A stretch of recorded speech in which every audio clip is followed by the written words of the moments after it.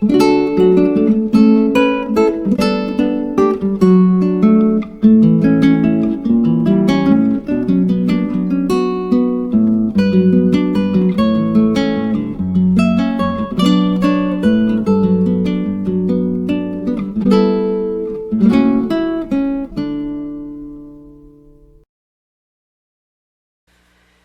everyone, this is Rebecca from Papeterie de Choix, and welcome to Tag Along Tuesday. Today's project is tags using my homemade alcohol ink in the colors of coffee, my coffee ink, and the colors of sunshine yellow made from watercolor, a watercolor pan, and mustard yellow.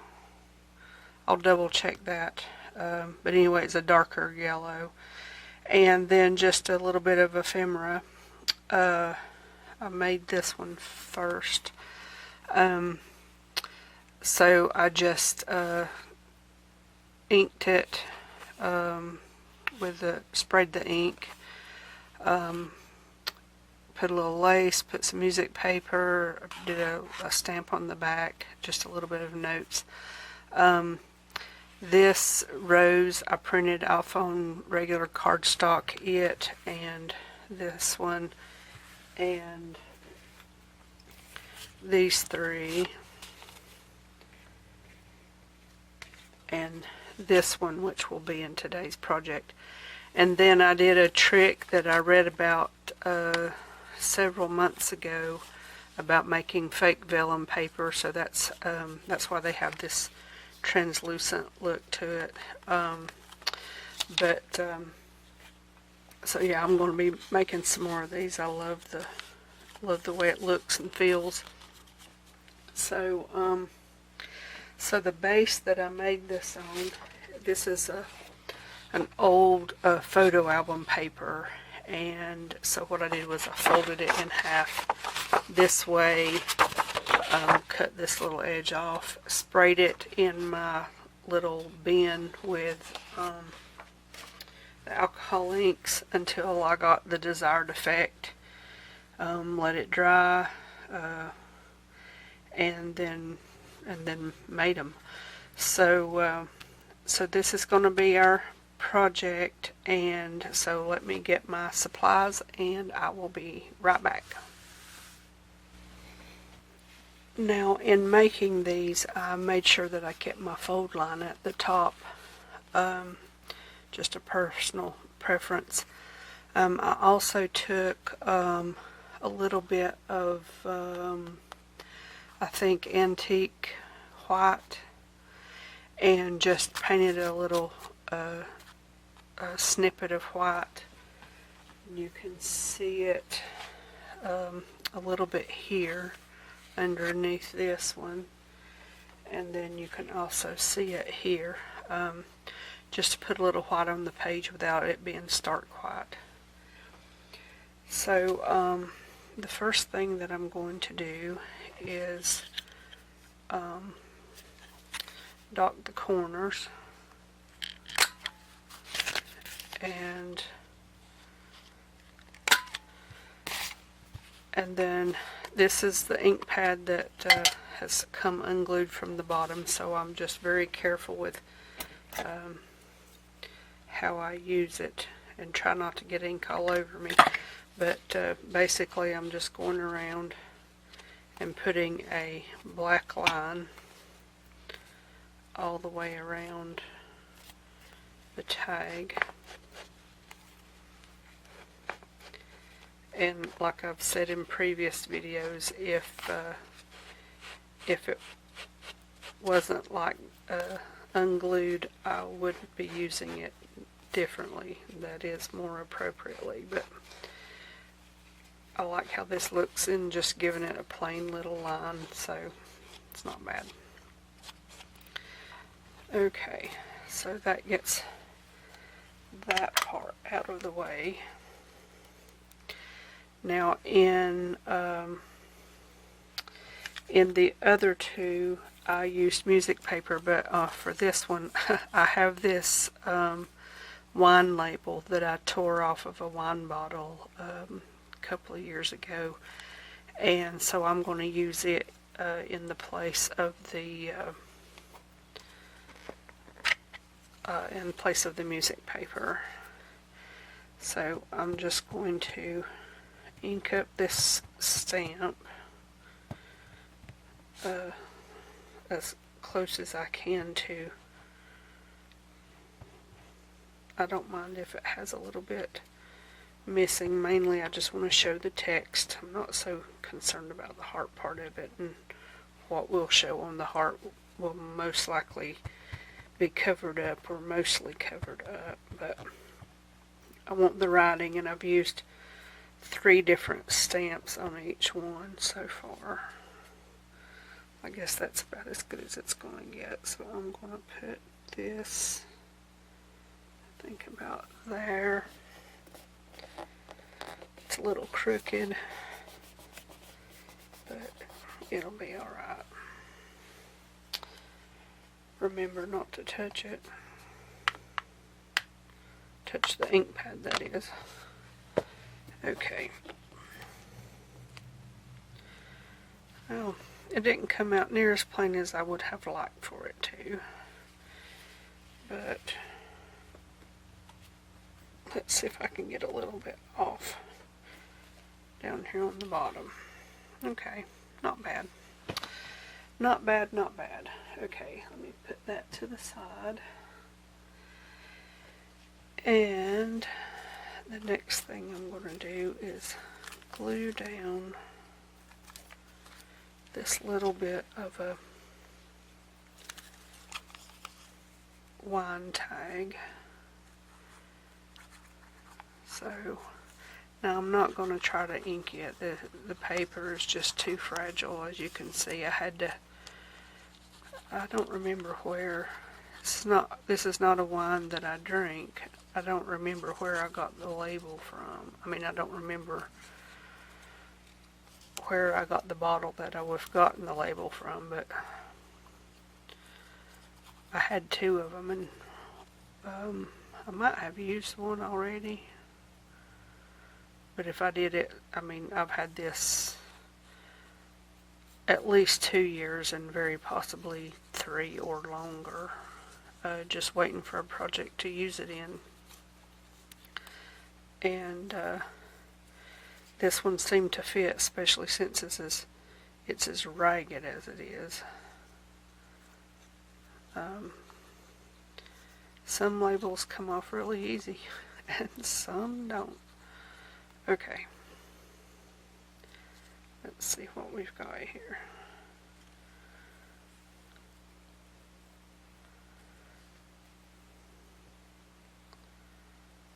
Alright, down we go with that part.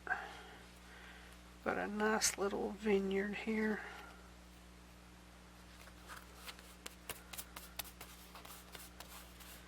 Okay, and then I have a little piece that came off. Let's put it down and sort it in place.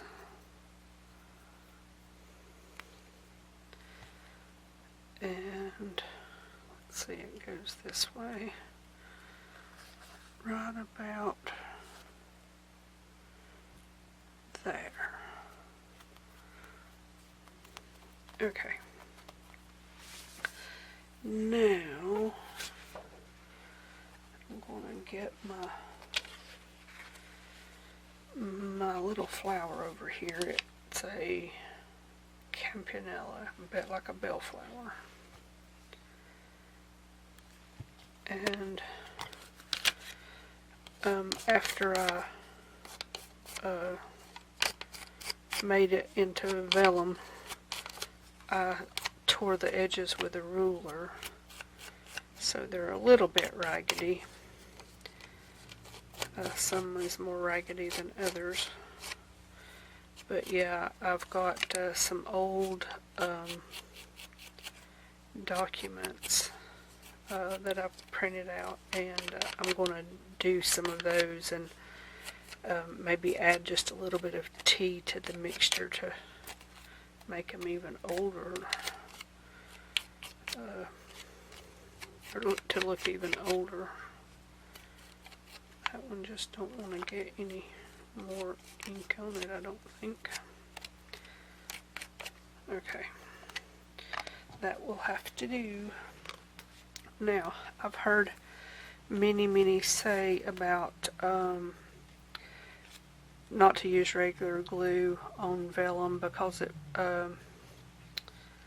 shows through, so I didn't want to do that. So what I tried was glue stick, and I found that it worked fine. Of course, you can't heat this because of what it's used to make it vellum, quote unquote, but when it goes down really well. So I might have put that a tad higher than I had it on my little prototype. So I guess it's too late to pull it down, so it's just, well, you'll be able to see through it. That'll be fine. That will work, except it's a little crooked, so I'm gonna pull it just a little bit and work and press it down really good here.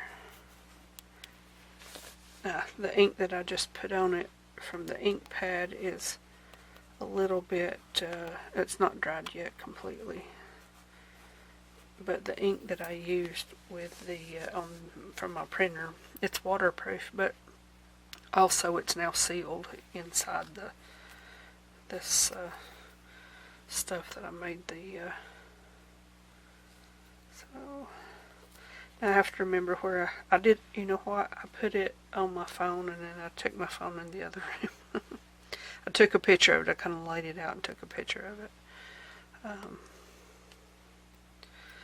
Let me put a little ink around this little, supposed to be a coin, I suppose, but just to get rid of the white edge. And let me get this little piece of fabric glue down. I'm not going to put a lot of glue because I don't want it to really seep through. We're going to put that, I guess like that will be fine. And then with this one, I can use this. Just put a heavy dose on it so that it can connect with the glue under it.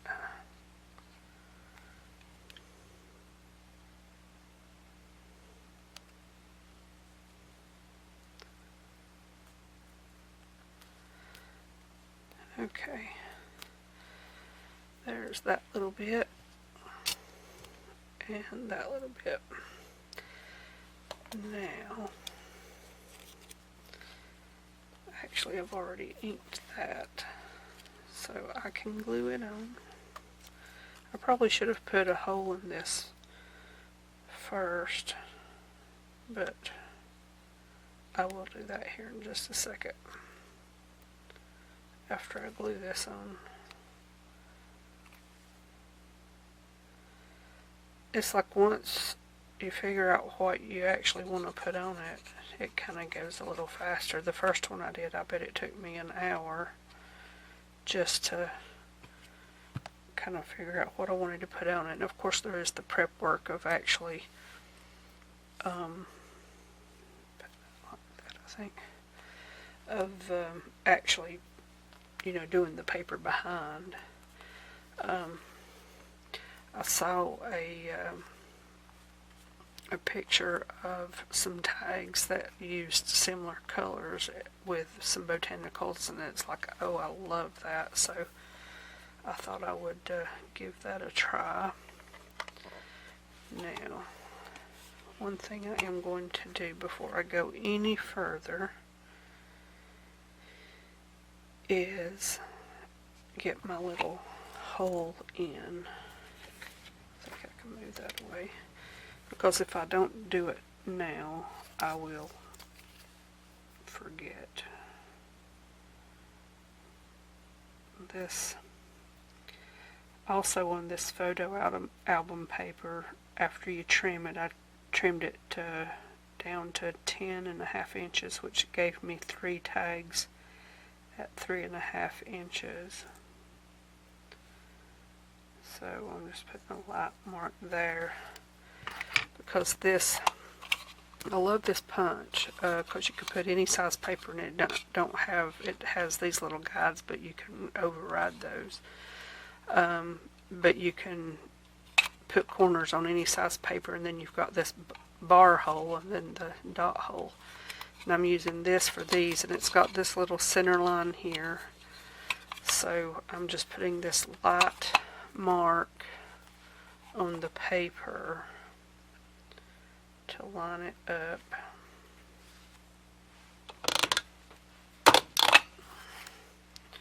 To give me my little hole, and then erase it. And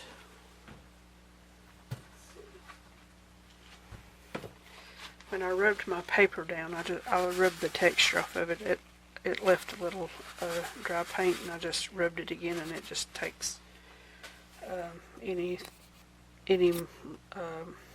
mark that the pencil might have left behind or the eraser might have left behind, just takes it away completely. Okay, where's my little... Oh, here it is. So this is a piece of little ephemera that came in a tiny paper pack type thing that I thought would look really cute on here. The only thing I wish that I hope that I can do this. Nope. I was hoping I could do it without getting any marks on the paper, but that's okay. It still works. So what I am going to do here, actually I think it looks better that way. I'm going to use this glue and put a very thin line, and when I say thin, it's going to be whatever it is, but I'm going to try to put a thin line right up through here just for this thing to sit on. And evidently the glue has some seepage or something. Put just a little bit there.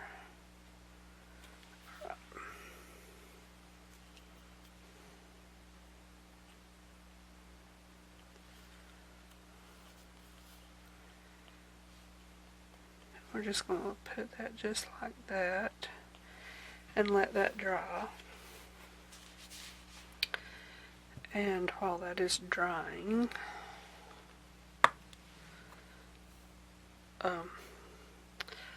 I wish I had more of this color lace. When I first got it, I thought, what will I ever use that for? And I've used it now, and this is the second project.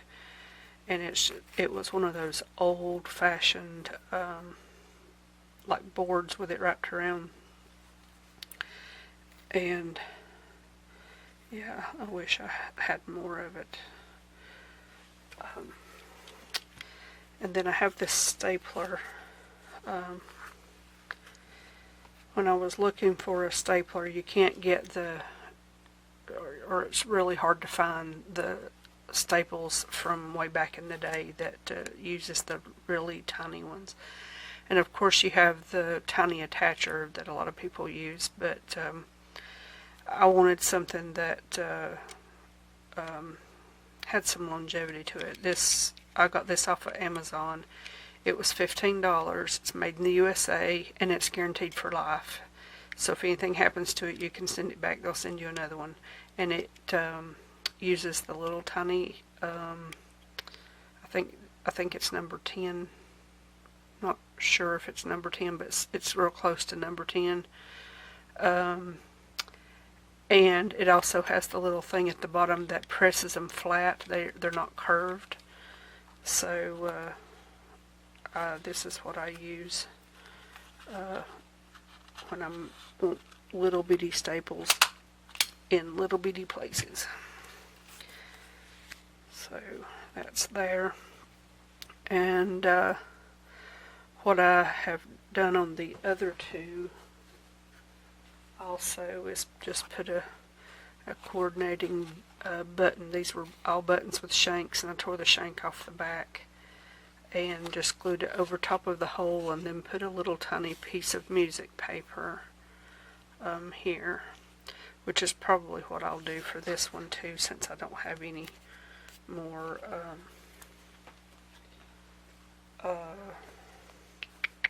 of this one label to use.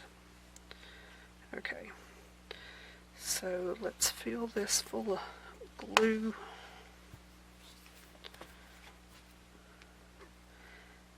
And come on, any day now. There we go. So I'm just going to fill all those little holes because it'll press in.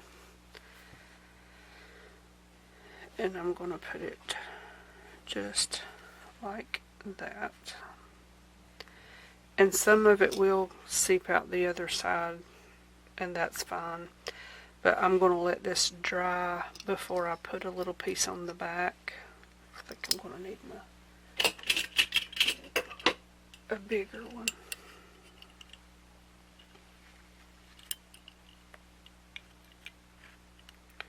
Without moving it.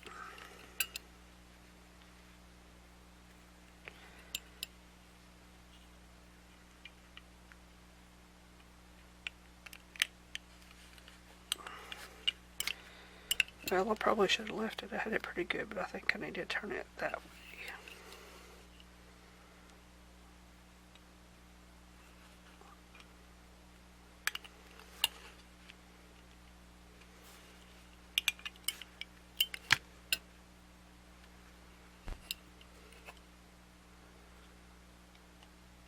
Okay, there we go. Got it where I want it. Now all that has to do is dry this and this, and essentially it's finished. I purposely did not round the corners on the bottom. For this type of tag, I think they look better if the bottoms are not rounded. So essentially that's the project done. There's a little bit of prep work, which is, you know, part of the process, but there you have it. And so when it gets dry, I'll add a little piece of music paper to the back, like you see here, and that will be it will be finished. So thank you all very much for watching, and I will see you in another video very soon.